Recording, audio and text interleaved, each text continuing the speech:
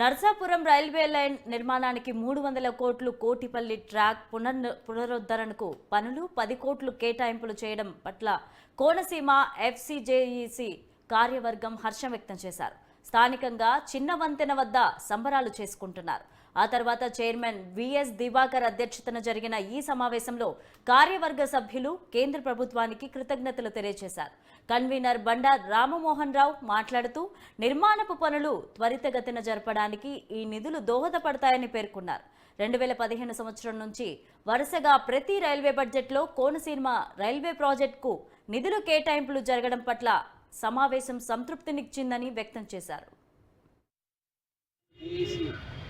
గర్వంగా ప్రకటించిందని ఈ సందర్భంగా తెలియజేస్తున్నాను. దీని ముఖ్య కారకులు మన టీం అంతా కూడా ఆ రోజు మనం చేసిన పాదయాత్ర ఫలితం ఇదంతా జరిగిందని ఈ సందర్భంగా తెలియజేస్తూ మనకు ప్రధానంగా రైల్వే బడ్జెట్ రావడానికి ప్రధాన కారకులు రామారావు గారు, అలాగే మన ప్రధాని నరేంద్ర మోడీ గారు, అలా అందరికి కూడా పేరు